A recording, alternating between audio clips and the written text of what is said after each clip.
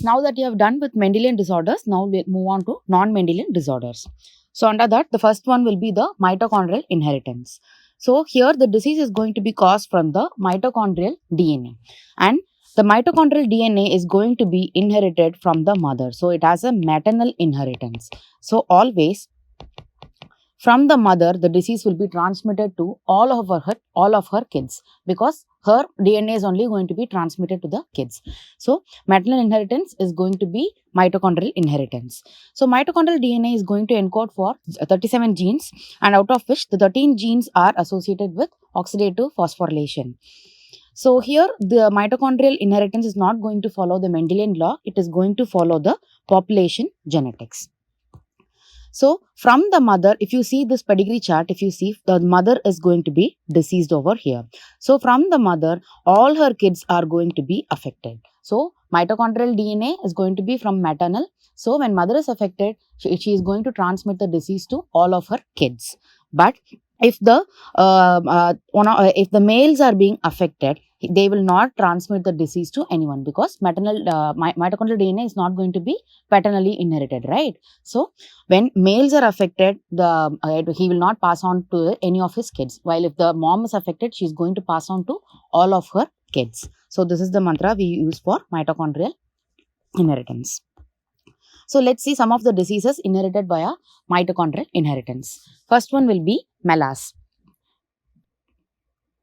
So in this we are going to have myoclonic epilepsy along with lactic acidosis with stroke-like episodes. Okay, so this is the full form MELAS. Okay, and this MELAS is going to be the most common mitochondrial inherited disease. Then we have CPEO, which is chronic progressive external ophthalmoplegia. So the eye muscles are going to be affected, and this CPEO is the most common mitochondrial myopathy. Okay, usually mitochondrial diseases, they tend to either affect the CNS or the muscles mostly. So the most common mitochondrial myopathy will be CPEO, while the most common mitochondrial disease will be the MELAS. Then other diseases under mitochondrial inheritance will be LON, which is Leber's hereditary optic neuritis.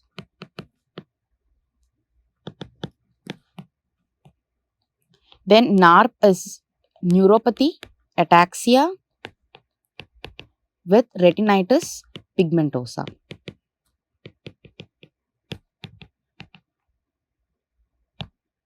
Then we have Leigh syndrome, Pearson syndrome, and Chiari syndrome. So Pearson syndrome is one of the causes for sideroblastic anemia, and in this they will have a sideroblastic anemia along with pancreatic exocrine insufficiency. So pancreatic exocrine insufficiency. So can you remember it like this? PA, pancreatic, E for exocrine, and then A for anemia, which is going to be sideroblastic anemia. So when Pearson syndrome kids are surviving up to adulthood, they can progress on to this cancer syndrome. Okay, so these examples are again important. These are all mitochondrial inherited disorders. There is another one called as Murph syndrome. So Murph syndrome is going to be myoclonic epilepsy again, along with red ragged fibers. So in the muscles, you are going to see this characteristic finding called as red ragged fibers. So these are some of the image-based questions related to mitochondrial diseases. So in mitochondrial myopathies, if you see in the skeletal muscle, there will be certain inclusions which we can see in the electron microscopy, and these inclusions are going to be arranged parallel to each other like this, and they give a characteristic appearance called as the parking lot inclusion, as if the cars are parked parallelly in the parking lot. So they appear like that. So these mitochondrial myopathies are going to have this classical parking lot inclusions under electron microscopy.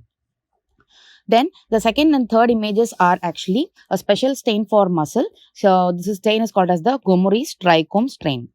So Gomery's trichome stain under normal muscle, the second image is that of the normal muscle. But in the third image, if you see, each of the muscle fibers at the periphery, if you see, they are having some reddish inclusion kind of thing, right? So all of this is going to be the called as the red ragged fiber. So this is the classical appearance of the red ragged fibers, which we see in mitochondrial myopathy again. And these red ragged fibers are nothing but abnormal mitochondria only. So abnormal mitochondria, they had come to settle under the plasma membrane of the muscle fiber. So these appear as red ragged fibers in Gomori's trichrome stain. So all of this is again image based questions. So now we have seen about mitochondrial inheritance. Under mitochondrial inheritance, at the start of the lesson itself, I was telling something called as heteroplasmy, right? So heteroplasmy is nothing but in the same individual, you are going to have a distribution of both normal mitochondrial DNA and abnormal defective mitochondrial DNA. So, depending on the proportion of this normal to abnormal, the presentation of the patient of the mitochondrial inheritance is going to vary. So, this is what is called as heteroplasmy. So, heteroplasmy is the cause for variation in presentation in mitochondrial inheritance. Then we'll see about the next non-Mendelian disorder, which is trinucleotide repeat mutation. So, this repeat mutations are nothing but certain amino acid sequences are going to come under continuous repeats. Okay, like this CAG, CAG, CAG. They are going to have a continuous repeats, and based on the repeats and what type of repeat and where does this repeat happen, they are going to be classified. So basically, we'll classify it into repeats happening in the coding region and repeats happening in the non-coding region. So under the coding region, we have three main examples, which is Huntington's disease, spinocerebellar ataxia, and Kennedy disease. So in this Huntington's disease, we are going to have the repeat in Huntington gene. So in the Huntington gene, there is going to be a repeat of CAG. So continuously there is going to be CAG, CAG, CAG, CAG. So this kind of repeat is going to happen. So CAG repeats are seen in coding regions of Huntington's disease and then spinocerebellar ataxia and Kennedy disease. While in the non-coding region, we are going to have examples of Fragile X syndrome, Friedreich's ataxia, and myotonic dystrophy. Here, the repeats are going to be different. For Fragile X syndrome, it is going to be CGG repeats. For Friedreich's ataxia, it is going to be GAA repeats, while myotonic dystrophy, it is going to be CTG repeats. Okay, so this myotonic dystrophy, the gene is going to be present in chromosome 19. Fragile X syndrome, the chromosome affected is X, as the name suggests. Okay. So this you can remember it like this. So Fragile X syndrome, it is CGG. So it appears as if it is egg, right? See, if you change it into E like this, egg. So egg is going to be fragile if you drop it. So you can remember it that way. So CGG is for Fragile X syndrome. And then Friedreich's ataxia is GAA and myotonic dystrophy is going to be CTG repeats. So first we'll see about Fragile X syndrome. It is one of the most important syndromes both for UG level also. So in here, the gene which is going to be affected is the FMR1 gene. So FMR stands for familial mental retardation. Okay, it is one of the most common cause. It is the second most common cause actually. Second most common cause of mental retardation, because the first most common cause of mental retardation will be Down syndrome. So, in Fragile X syndrome, it is the second most common cause of mental retardation.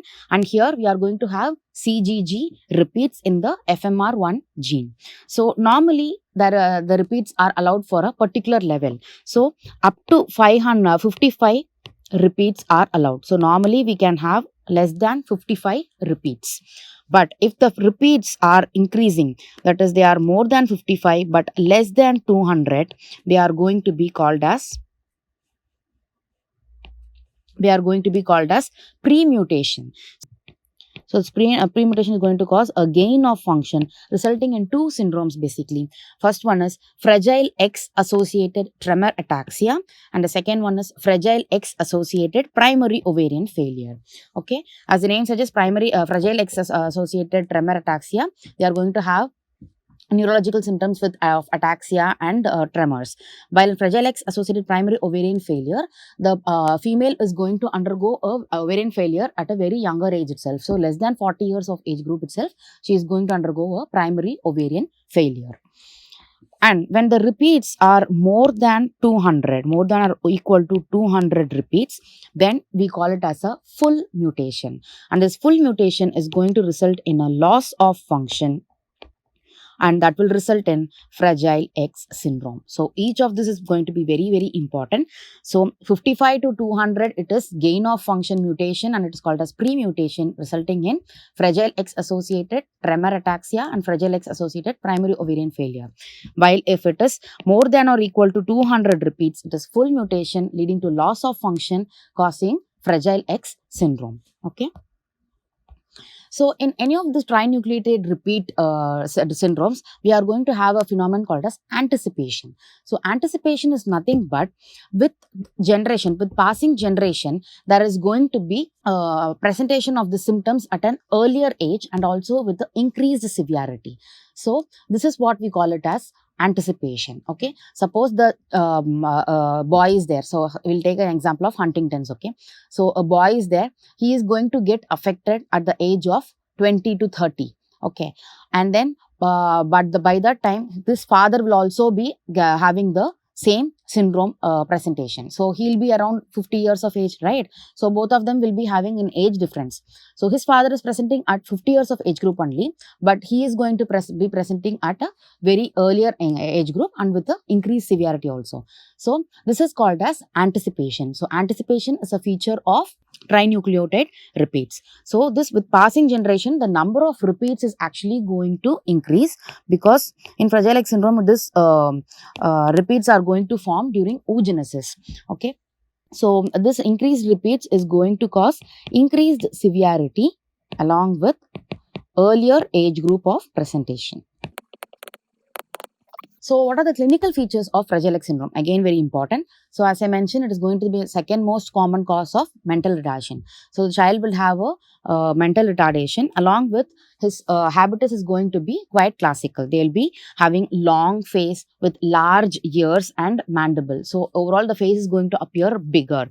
And then there is going to be macroorchidism. So macroorchidism is the classical feature of Fragile X syndrome. So macroorchidism, the testis is going to be quite large, and it is present in more than 90% of the post-pubertal affected child. And like other diseases, he is also going to have hyperextensible joints, then cardiac diseases like mitral valve prolapse, and they'll generally have an aggressive nature.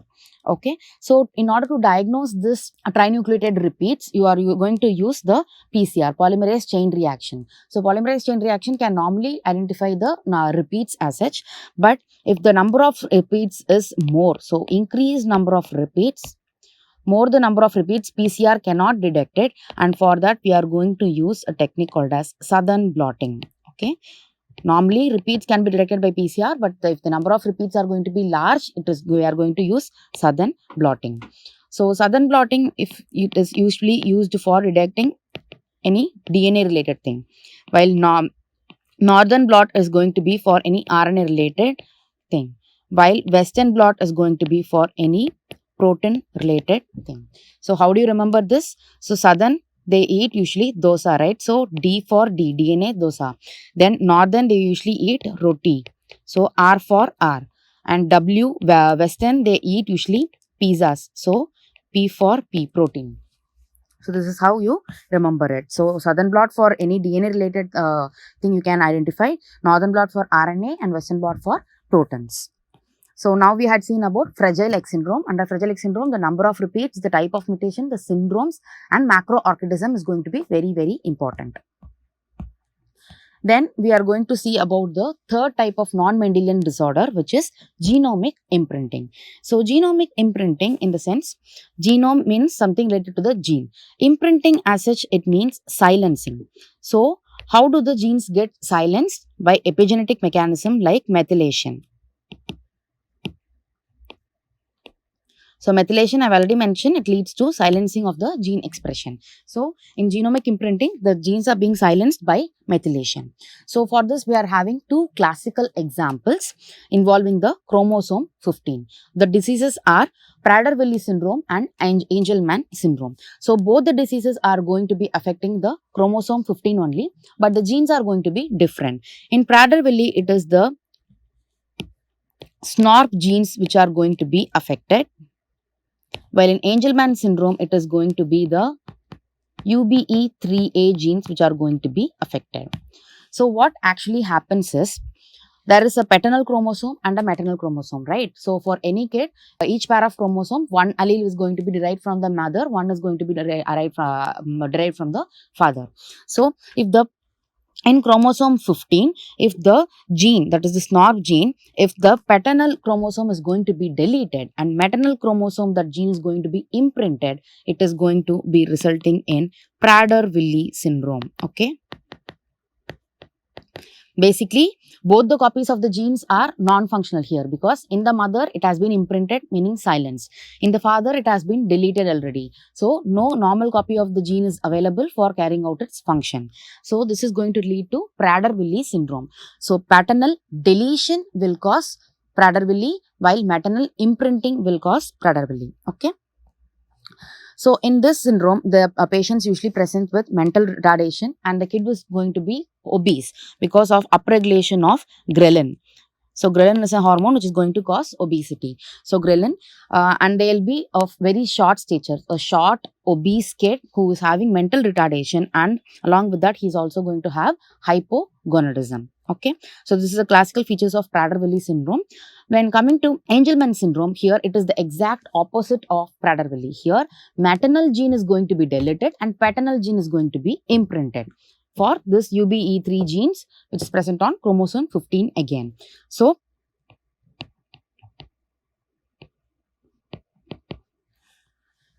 Angelman, angel, remember it's going to be a fairy, so you can remember it is mother related. So, mother, it is going to be deleted.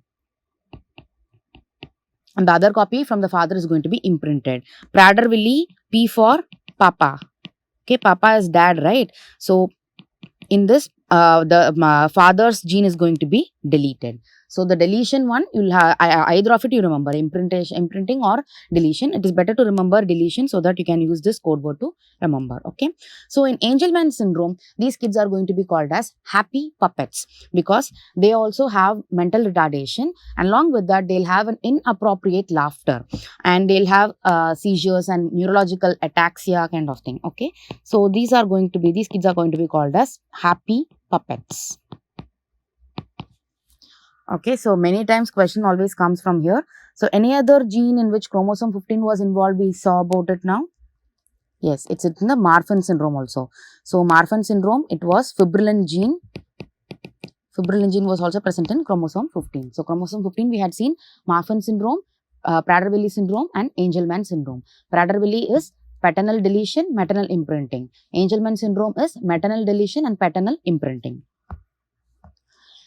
So, in this genomic imprinting, you also must remember something called as uniparental disomy. So, as the name suggests, uniparental meaning from a single parent, disomy. Two copies are going to be derived. So, a single parent providing both the copies rather than from one from mother and one from father. A single copy is derived, both the copies are going to be derived from a single parent, that is uniparental disomy. So, in Prader-Willi syndrome, let's see first. In this case, the paternal gene is not going to be there. So, as such in genomic imprinting, we saw paternal deletion was there, right? But here, it is not deletion. It is just that the paternal copy has not been derived at all. So, paternal copy has not come. So, only the maternal copy is there. But we know in Prader-Willi, the maternal copy is already imprinted. So, there is going to be two copies of the maternal copy only, but both the things are going to be imprinted. So, basically, it is again non-functional. Paternal is not there, and maternal you have two things, but both of which has been imprinted, resulting in maternal disomy. So, Prader-Willi syndrome, it is actually maternal disomy here. Okay.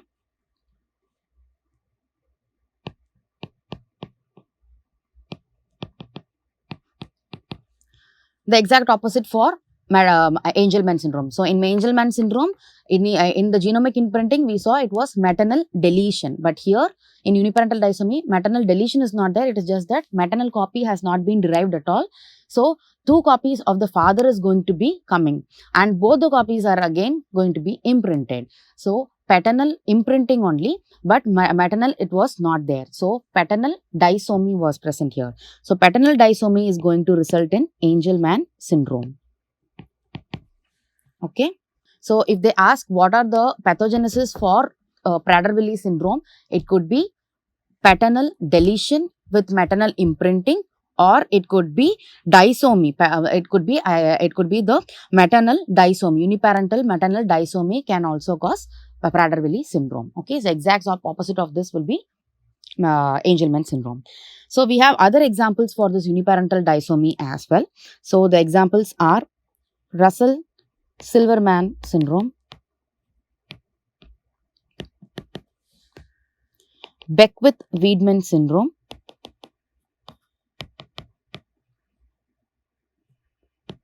and Temple syndrome. So, Angelman, Prader-Willi, Beckwith-Wiedemann, Russell-Silver, and then Temple syndromes are examples of uniparental disomy. So, Beckwith-Wiedemann syndrome, we'll be reading again this in the Wilms tumor. So, with Beckwith-Wiedemann syndrome, they are prone for developing Wilms tumor. Okay. So now we have seen about the third type of non-Mendelian disorder, which is genomic imprinting.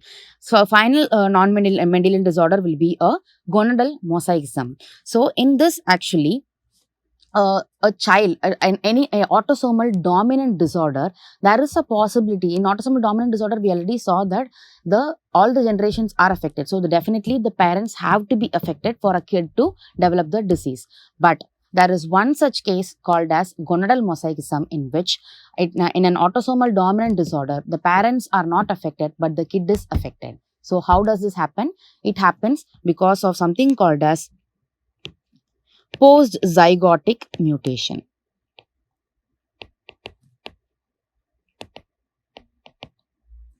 So, the sperm is normal, the ova is normal, they had formed a normal zygote. But after that, this normal zygote is undergoing mutation, which is resulting in the disease. And this disease is usually an autosomal dominant disease. So, examples of this. So, if you see the pedigree chart, it will be like this. So, suddenly, a kid, one of the generations is going to be affected. A single sibling in a generation is going to be affected, while no one else is being affected. So this is the characteristic pedigree chart of a gonadal mosaicism. So grandparents and parents are going to be normal, while the child is going to be affected. So the examples here again will be that of the autosomal dominant disorder. So osteogenesis imperfecta, tuberous sclerosis, achondroplasia, any of the autosomal dominant disorders can be examples. So in the if you see in the pedigree chart, grandparents and parents are affected along with the child being affected, you will answer it as autosomal dominant. While grandparents and parents are not affected, suddenly the child alone is being affected, then it becomes gonadal mosaicism. Clear?